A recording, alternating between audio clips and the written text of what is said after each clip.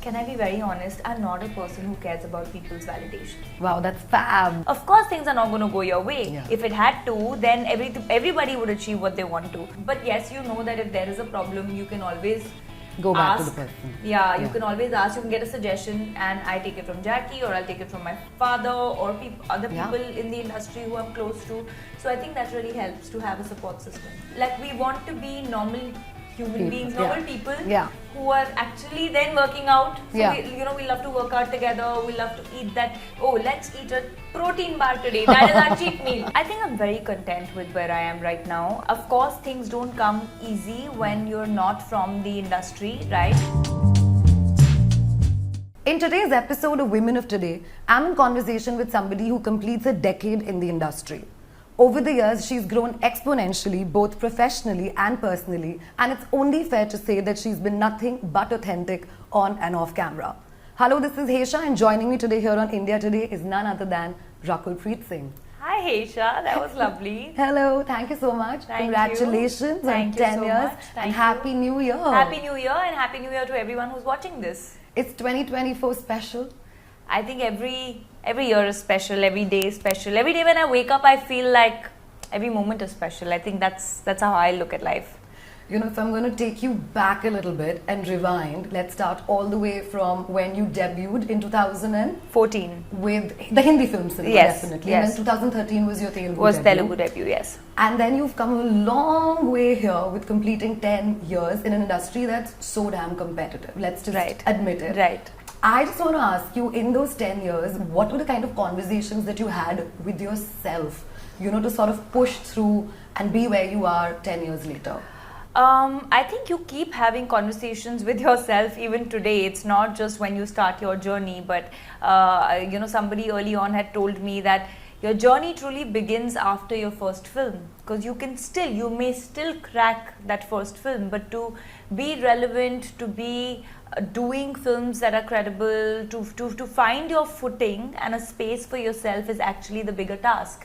And I think I am the kind of person who is very optimistic in life, right? So if something's not going my way, I think that's again how my DNA is, but I'm not going to let that affect me even for a moment, because then I'm like, of course things are not going to go your way. If it had to, then everybody would achieve what they want to. So how can you make it different, right? So the approach to life is, all right, if the going gets tough, the tough get going. So that's the approach that I have to life. So when there are days, and it's very normal to have days where you're down and out, where you're feeling like, okay, you know, what next? How do I sort of navigate this? And I think it's just your inner voice and that strength and the focus that you have and the belief that you have in yourself. I think I sort of culminate all these thoughts in my head, and I'm like, chalo, utho, let's go. You know, you pep yourself up. Pep yourself up, and that's it. I mean, there's no space, I feel, in this world for you to be relaxed or sulk, because there's nobody who's going to come to your rescue.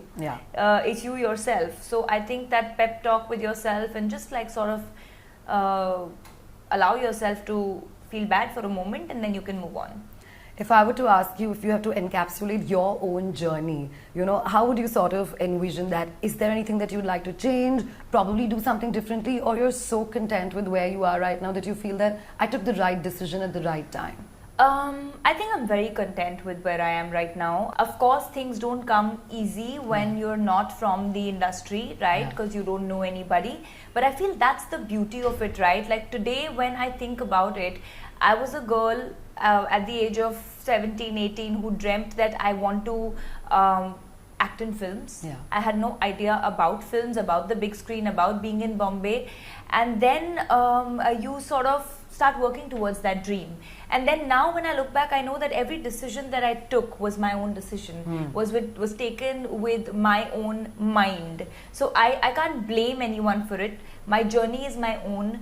My highs and lows are my own. My success and failure is my own. And I think there's no bigger or better feeling than knowing that everything that you've made for yourself, whatever it is, I still feel that there's a long way to go, but whatever it is your own hard work, and I think there's nothing more satisfying than that.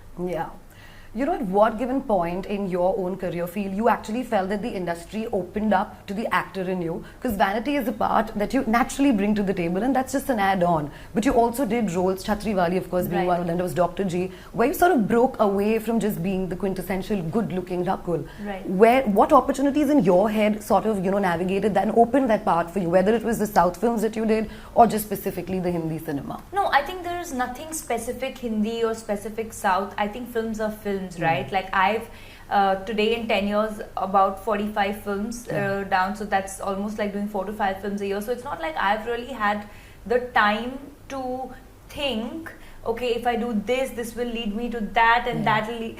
It was just an ongoing process, and I think the way I dealt with it was like I was open to working every single day, whatever good work was coming my way, and I think the universe sort of paved that path.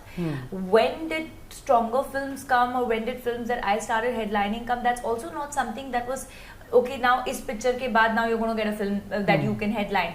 I think it was a very organic process of evolving, like you know, you yourself grow as an actor, and I think people see that. And I think somewhere in your mind space also you get prepared to shoulder a film. So I think it's a very simultaneous thing that happens. You yourself are confident that I can maybe carry a film, and the industry starts feeling that way, and every film counts to that experience from your first film onwards, because you're growing every day. Like I feel like growing is a very subconscious process that's happening every single day. So yeah, I think every film I've done, every maker I've worked with, even an ad film that I've done would have taught me something. And that's a journey that you embark on, and then slowly I feel like there'll be many more that I will hopefully headline.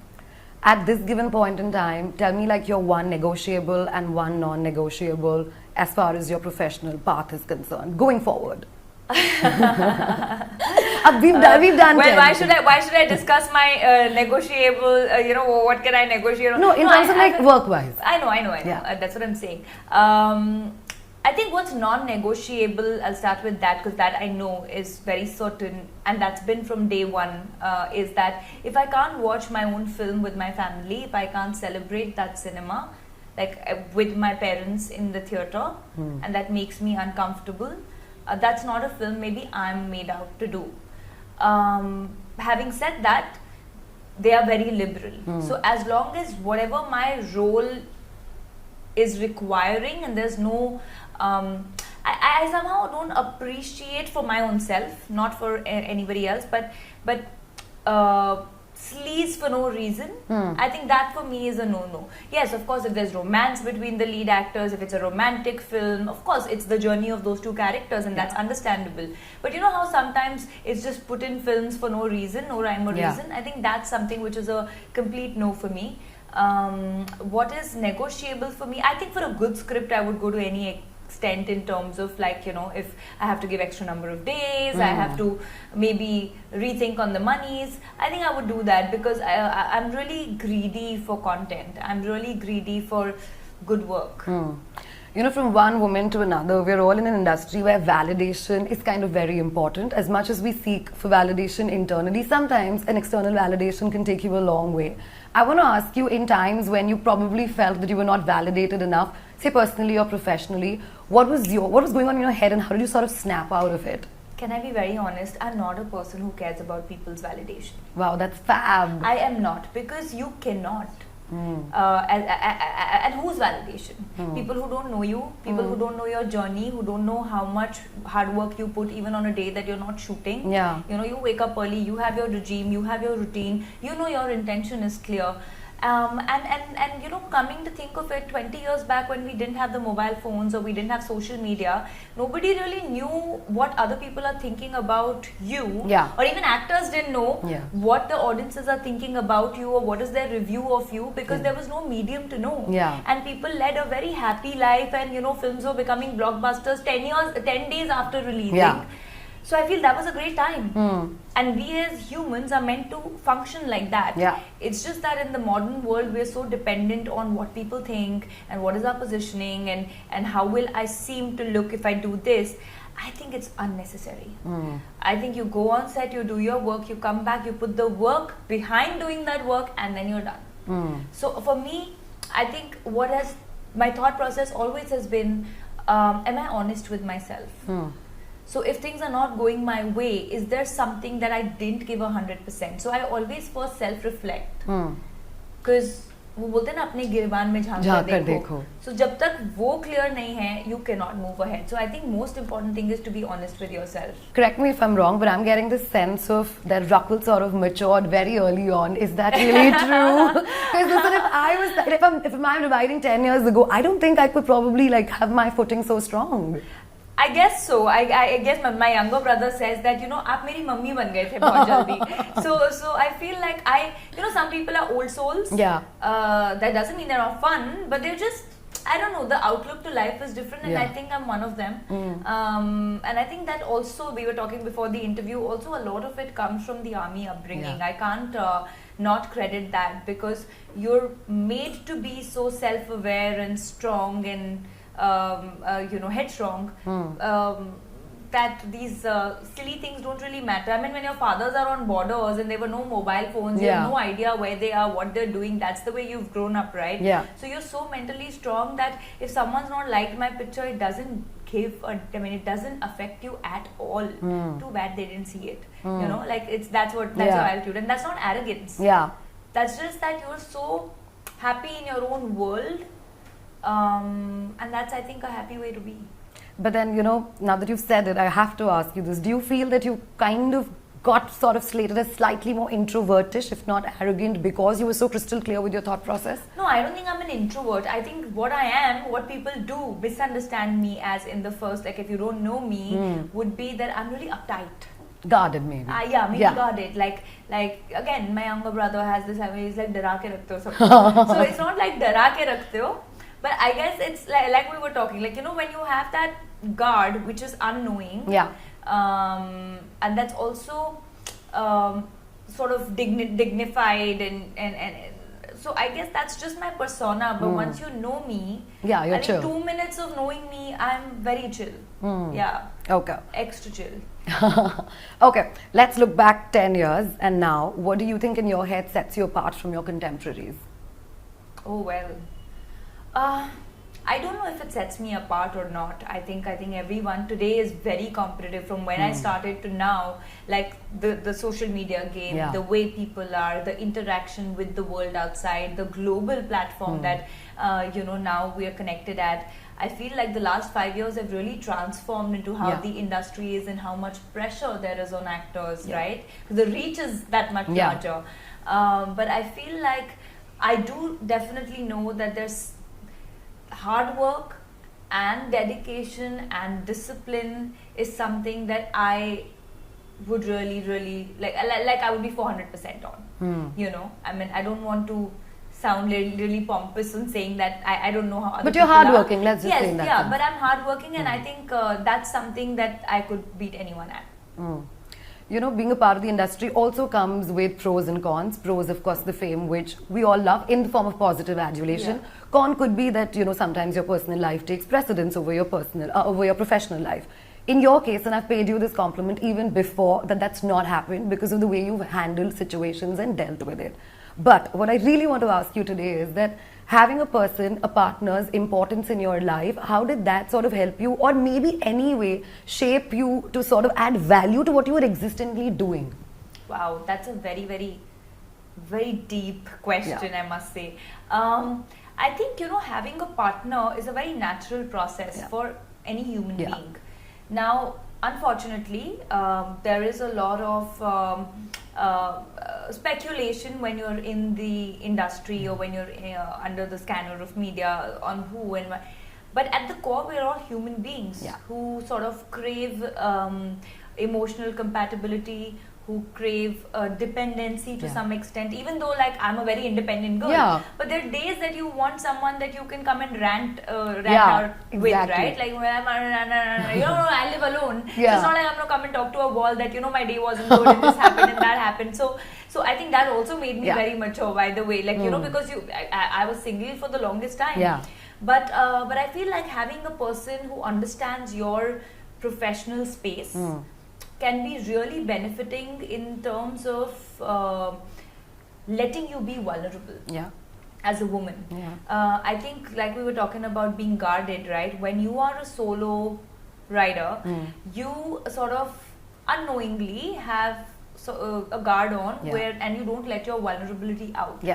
And then slowly, as a process, that starts happening because you have a person who you can speak to.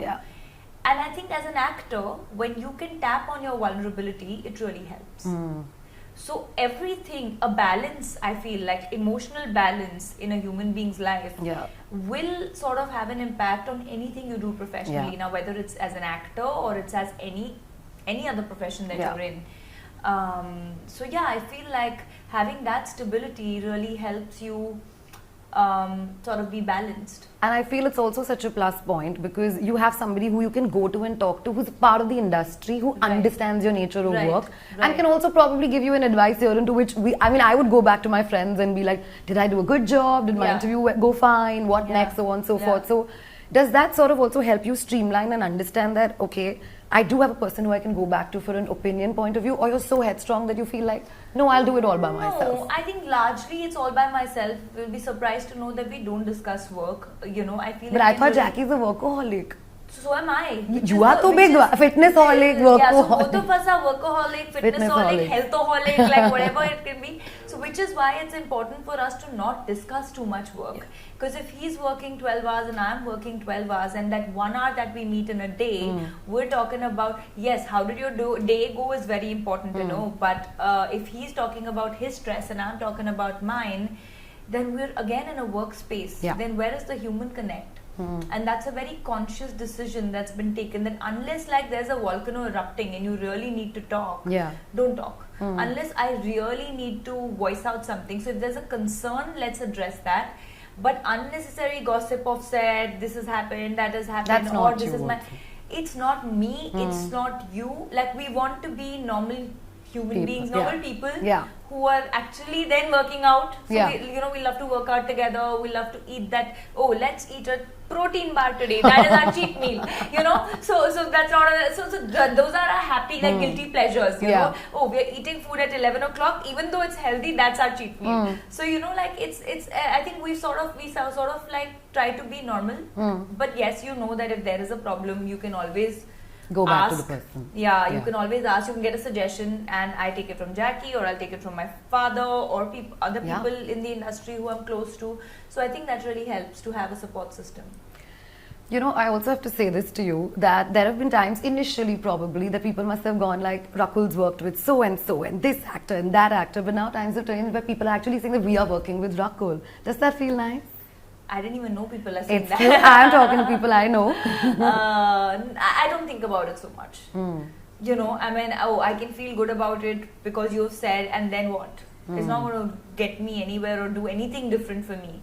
So I don't let anything get to my head so much. It's okay. I'm a girl who's like any other profession, in a profession of acting, and when I'm off duty, it's out. Completely off duty. It's a disconnect. So are you somebody who's very critical? Do you see your work? Yeah. I'm very critical. Oh my God. So you like watch and then do like your own combination. I think largely with most of the actors, I mean, if I can speak for everyone, most of them would be very critical because you can't watch yourself and ever say, "Wah, kya lag rahi hu main?"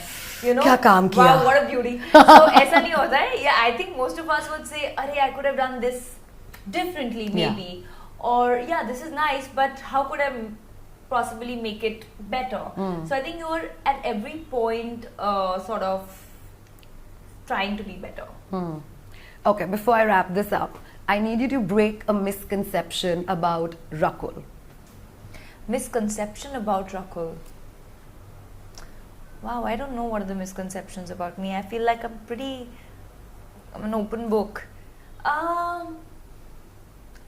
That I'm strict and I'm like, you know, strict. I'm like this guy. Good, so this is a good misconception. Or really like difficult to talk to. I think I'm difficult to approach in the first go. So aisa kuch nahi hai. Please come and approach and I'll welcome you with a happy giggle.